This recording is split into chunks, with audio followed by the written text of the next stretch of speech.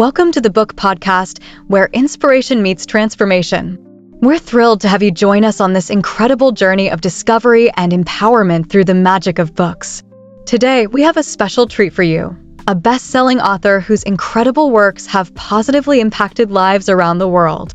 Get ready to be inspired, motivated, and uplifted, because we believe this conversation will spark a change in your life too. Let's dive in and unlock the wisdom within.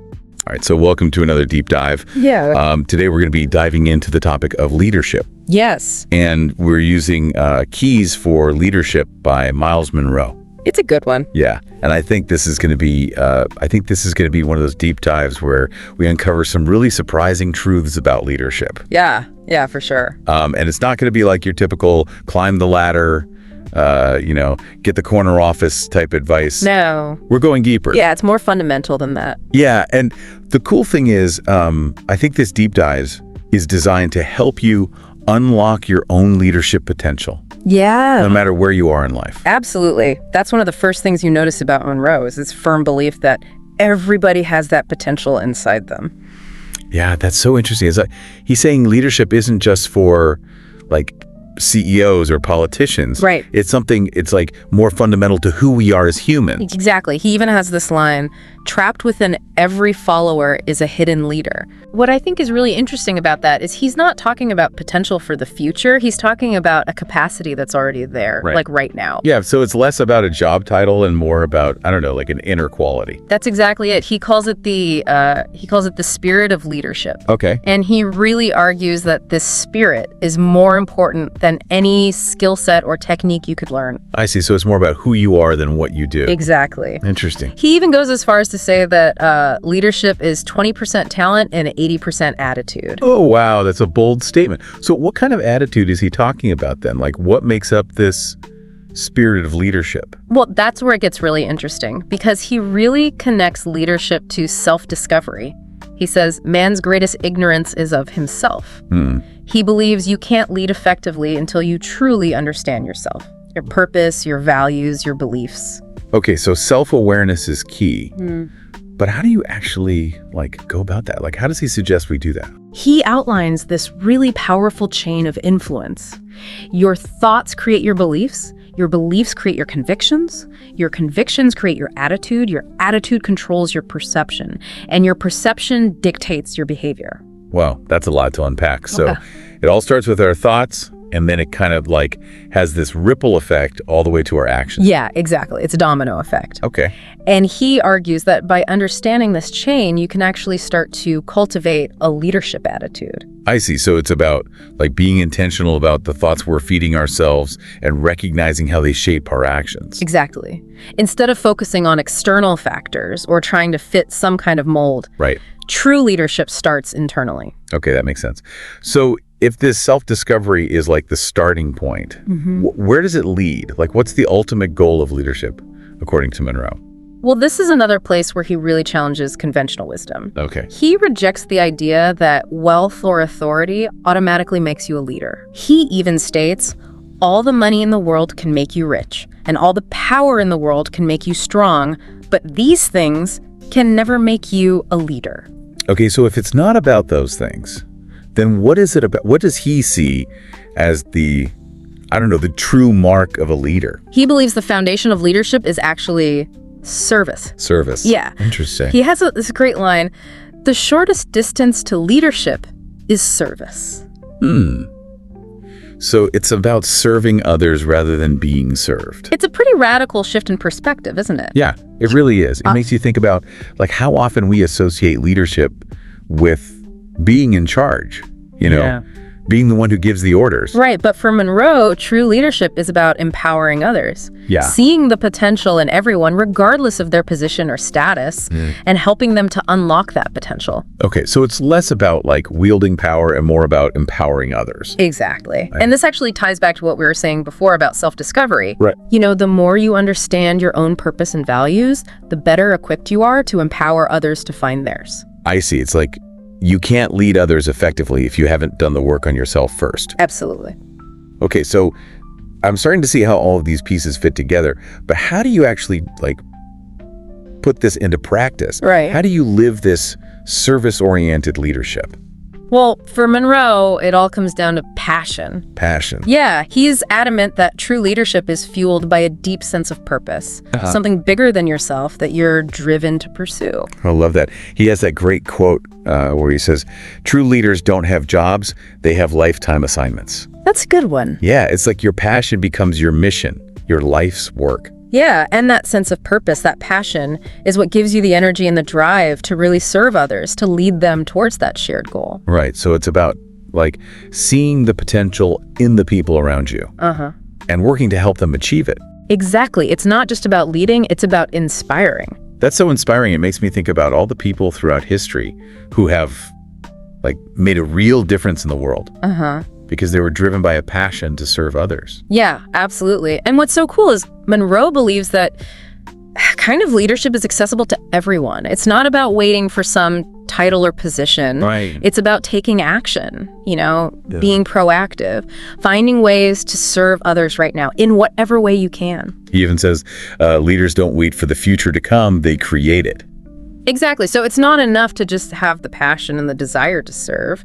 You got to take action, make things happen. Okay, so action is key. But is it just about blindly charging ahead? Yeah. Or are there like certain attitudes that are important to bring to the table? Yeah, you're absolutely right. It's not just about blindly charging ahead. There are definitely certain attitudes that will shape how you lead and the impact you have. Okay, now I'm really intrigued. What are some of these key attitudes that Monroe associates with the spirit of leadership? I'm ready to hear more about like how to put all this into action. Yeah, let's dive into that. First up, one of the cornerstones of his whole philosophy is persistence. Persistence, okay. He says, true leaders believe that the attainment of their purposes is not optional, but rather an obligation and a necessity, so they would never think of giving up. So it's like more than just not giving up. Yeah. It's like this deep, unwavering belief in your purpose. Exactly. And that level of commitment, it's contagious. Right. When you're leading with that kind of conviction, it inspires others to persevere as well. But I imagine persistence alone isn't enough. No. There must be other qualities that kind of help leaders navigate all the inevitable challenges they're going to face. Absolutely, you're right. And Monroe talks about the importance of discipline. Right. Not in like a rigid sense, Right. but more as a form of self-mastery. Self-mastery. Okay. He says, leaders know that the most powerful kind of control is self-control because it is the hardest to master but reaps the greatest rewards. So it's about like being in control of your impulses, your emotions, your time, Correct. all those things that can like derail you from your goals. Precisely. And that self-control allows you to stay focused on the bigger picture, even when things get chaotic. I feel like discipline also ties into this idea of taking responsibility. Absolutely. Like, what'd you say? For sure. Monroe talks about the importance of accountability as a core leadership attitude. He says, the spirit of leadership seeks to be faithful to the sacred trust of the followers rather than doing what will only please the leader. So it's not about like wielding power for your own personal gain, Right. but really about being entrusted with the well-being of others and taking that responsibility seriously. That's a great way to put it. Yeah. And this commitment to accountability, it goes hand in hand with another crucial attitude. Okay, what's that? Innovation. Innovation, okay. Monroe believed that leaders need to constantly be seeking new and better ways of doing things. He famously said, leaders don't follow paths, they create trails. So instead of just blindly following the status quo, Yeah. true leaders are willing to question assumptions, challenge conventions, experiment with new approaches. Exactly. And that requires a certain level of courage, you know? Right, yeah. You have to be willing to step outside your comfort zone and risk making mistakes. For sure. But for Monroe, that willingness to experiment, Yeah. that's what drives progress Okay. and leads to real breakthroughs. I like that. It's like he's saying that being a leader isn't about having all the answers. Right. It's about having the courage to ask the right questions. Yeah. And seek out solutions that might not be immediately apparent. And all of this, of course, requires a commitment to learning, Yeah. to continually expanding your knowledge and understanding. For sure. Monroe was a firm believer in what he called the leadership attitude of self-cultivation, a passion for personal development. Oh, I love that phrase, self-cultivation. Yeah. It just evokes this image of a leader constantly like tending to their own growth like a gardener nurturing a plant. That's a great analogy. Yeah. And he wasn't just talking about professional development. He was talking about a holistic approach to growth, Okay. intellectually, emotionally, even spiritually. Right. He believed that true leaders are never satisfied with where they are. Yeah. They're always striving to become more. And I imagine that kind of attitude is contagious too. Absolutely. If you're constantly seeking to learn and grow, it inspires those around you to do the same. Yeah, it creates a culture of continuous improvement. Right. Where everyone's encouraged to reach their full potential. I love that. So we talked about persistence, discipline, accountability, innovation, self-cultivation. Okay. Are there any other attitudes that Monroe highlights as being essential for leadership? Yeah, I'm curious to hear more. Well, there's one more that's particularly relevant in today's world: the importance of teamwork. Teamwork, yeah. Monroe understood that great leaders don't achieve success in isolation. Right. They recognize that they need the talents and the contributions of others to accomplish their goals. It makes you think of that quote that he has. He says, a leader understands that every person was created to fill a need. Everyone has an ability that no one else has and is indispensable in the world. Yeah, it's beautiful. It's a good one. And it's not just about recognizing those abilities. Yeah. It's about creating an environment where those talents can flourish. So it's like fostering a sense of shared purpose Yeah. and encouraging collaboration rather than competition. Exactly. And that requires a certain level of humility, Yeah. which is another key aspect of Monroe's leadership philosophy. Okay. He says, the leadership attitude is more concerned with fully expressing itself than with attempting to prove itself to others. That's such an insightful point. It's about letting go of the need for ego gratification Yeah. and really focusing on serving the greater good. And when you do that, when you lead with humility and a genuine desire to empower others, it creates this really powerful ripple effect. It's like that old saying, a rising tide lifts all boats. Exactly. And for Monroe, that's the ultimate goal of leadership, Okay. To create a positive impact that extends far beyond yourself. He believed that leadership is the only thing that will fulfill our innate passion for greatness. So it's not about achieving personal greatness, No. but about inspiring greatness in others Yeah. and working together to create something truly meaningful. Precisely. And he believed that everyone has the capacity for that kind of leadership, regardless of their title or position in life. That's such an empowering message. It It makes you realize that leadership isn't limited to a select few. It's something that we can all cultivate within ourselves. He even goes further, stating that leadership is the hope of the future of our world and will determine the success or failure of our homes, communities, cities, nations, and planet. Wow, that really puts things into perspective. Yeah. It suggests that the future of our world really depends on our collective ability to embrace this spirit of leadership. And it reminds us that leadership isn't just about these grand gestures or sweeping changes. Right. It's also about the everyday choices that we make, the way we interact with others, the way we contribute to our communities. So it's about taking ownership of our own leadership potential and finding ways to make a positive impact no matter how big or small. Exactly. And that brings us to what I think is the most important part of Monroe's philosophy. Okay. His definition of genuine leadership. He beautifully summarizes it in this statement. Genuine leadership is the discovery of one's purpose and assignment for life and the inherent gifts and abilities that come with that assignment. It is the commitment to serve your gift to the world in order to enhance the lives of many. Okay, that is really powerful, and it ties together everything we've been talking about. Self-discovery, passion, service, making a difference. It's like a roadmap for anyone who wants to step into their leadership potential. It really is. And what I find so inspiring about his definition is that it emphasizes the uniqueness of each individual.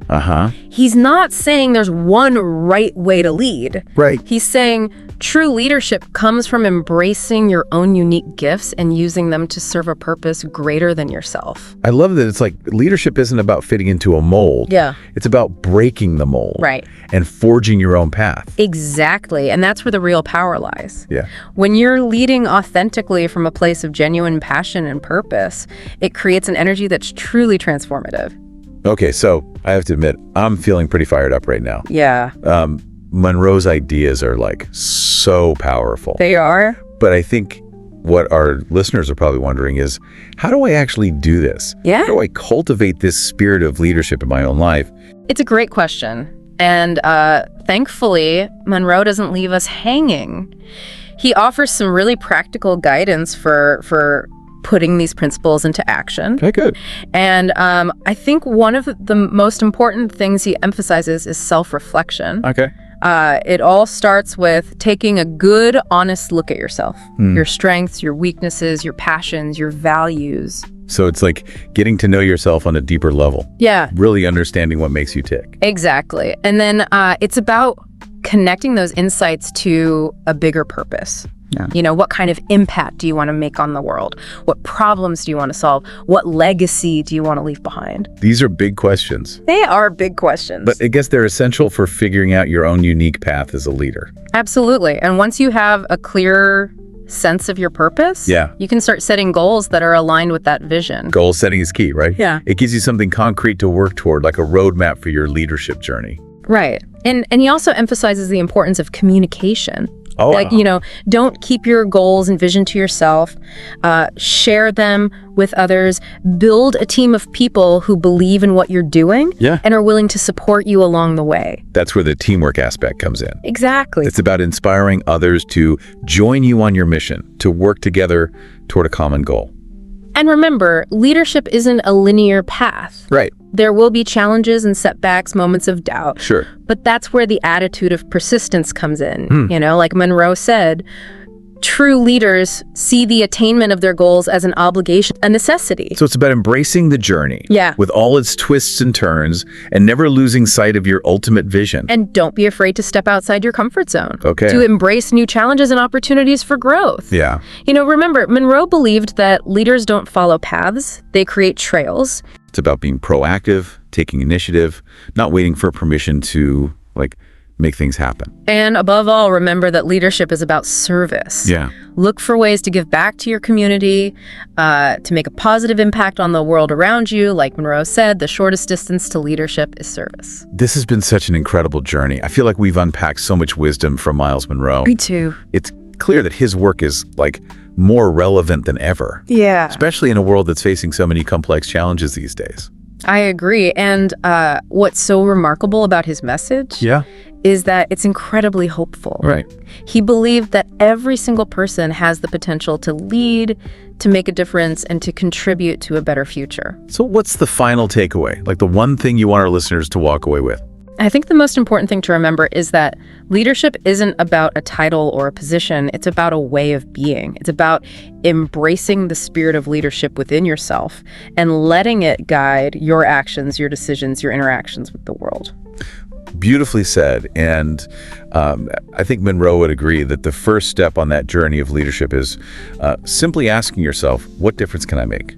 You know, how can I use my unique gifts to serve others and create a positive impact on the world? Yeah, and who knows, maybe this deep dive has planted a seed, sparked an idea, or ignited a passion that will lead you to do just that. I have a feeling this is just the beginning of an incredible journey for our listener, and I can't wait to see what they accomplish. Until next time, keep seeking, keep learning, and keep leading. What an amazing discussion we've had today. I'm sure each of you found valuable insights that will truly transform your lives. Until we meet again, keep shining bright and embrace a life full of gratitude. Remember to like, share, and subscribe. Stay blessed.